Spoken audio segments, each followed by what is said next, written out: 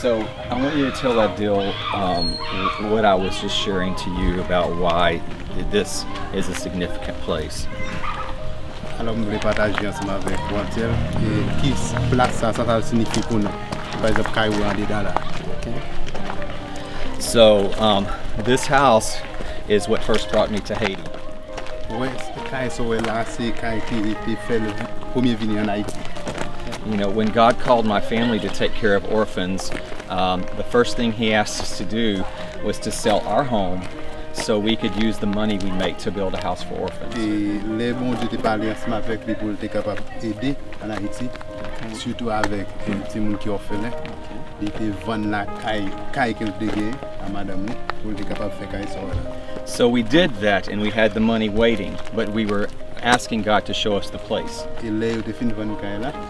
Et puis il y a l'argent là disponible et puis il demande bon Dieu dis-nous qui ça nous pour nous faire avec l'argent ça. And I met a friend who told me about many girls that were living in a small one-room shack that had no family. Comme ça des grands amis qui parlaient avec lui dit ah il y a un pile jeune petit moun qui vivent qui pas de parents qui vivent dans caille sans famille. So it was this property here. Et bien il va l'autre côté encore c'est caille ça là. And when they asked about the when I asked about the need, they said that they would need $40,000. Il demandait qui ça a besoin pour capable construire caille. Il dit besoin environ $40,000. And that was exactly the amount of money we had. Et c'est exactement l'argent ça qu'il devait vendre caille là. Il était gagné. So I brought these guys here today at this specific location because we're celebrating something. But I wanted them to know and stand in the place where our journey in Haiti began, really almost exactly 14 years ago this month. I had the privilege of giving funds to build this house that was behind us along with another couple that we joined with. And that represented a big sacrifice in our life, and I even got to bring friends down and we helped to lay the blocks for this house right here. And you know, it wasn't through our ministry, we gave it to another ministry. And in the years to come, there were over 20 girls living in this house. They came to the Lord and really learned how to grow in Christ during that time. But there were some problems with the ministry that was overseeing this. And over a course of time and through some bad events, the house was completely lost. And it's been shut up for years. And those girls they're still cared for. I mean, they were distributed to people and taken care of by individual families. But oftentimes coming back by here, there's a sadness that sweeps over me just seeing the house here.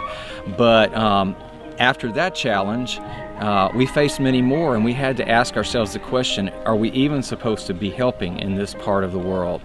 The journey to get here even just physically is really long. We're in the very northwest part of Haiti, and the first time I came up, it took over 16 hours in the back of a military truck to get here. And 14 years later, we just came the other night, and it took us about 12 hours to get here through mountain roads. So it's really isolated, but as we asked God, He continued to say, yes, this is where I have you. Even though you've lost something, this is where I have you. And when we were coming up that mountain road the other night, we were just talking about a Haitian proverb that says, it basically translated, there are mountains beyond the mountains. And that's just how it is in our lives, is that, you know, God calls us to climb mountains and we get to the top and we think, man, it's over. But that's not it. I mean, there are always challenges ahead. But it's not about buildings, it's about people. And so today we're celebrating something that is a marker in our life and our ministry. And Ednir, that was about the time I met you a couple of years after that, Ednir, and you were in college at the time. What year was that? It was 2005. And what were you asking God to do in your life at that time? It was a dream to mine because I got people helping me for getting my college, and I asked God to help me on that way. The same way they helped me, I would like to help other people. And so, you know, we just started with a simple plan, you and a couple other guys that had the same help growing up, even living in an orphanage, and people that had funded them to go to college. and they had a dream to maybe build a school that could help other orphan boys that could have the same opportunities. And so what year did we open the doors? Well, the door was open to others, and soon after we opened the school, and we have a lot of students coming too.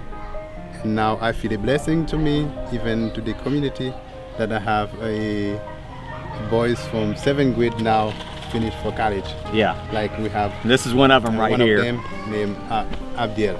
So Abdil graduates from college in just a couple of weeks, right? Right. Yeah, and so he started out in the 7th grade class, and we started with a one-room school, and now there's really about 200 kids on campus, counting the grade schoolers, right? Yeah, we do have over than 200 right now.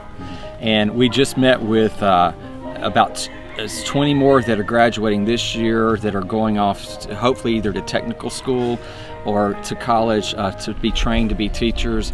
And Abdil's one of those that got up yesterday and gave a testimony about how God has carried him all the way from a 7th grader that didn't know how he was ever going to even finish school to finishing college. And this is what we're celebrating today. We've been talking to Abdil about helping us with our ministry. So, you know, Edner was a college kid when he started. He's now a father. He's got 3 kids and a wife, and he's carrying a load as a director of a school. And now one of the young men who started out in the 7th grade, second generation coming up, is serving the Lord, and just shows the leadership and the promise to be someone that we can help, we can see really expand our ministry here in Haiti. And so it's a really big celebration day of the journey that God has taken us on, that all began right here with something that didn't turn out the way that we would have wanted it to. There's a mantra that we use at Heart of the Bride. All of our missionaries know it by heart when we're having problems and in conversations. It's people before projects.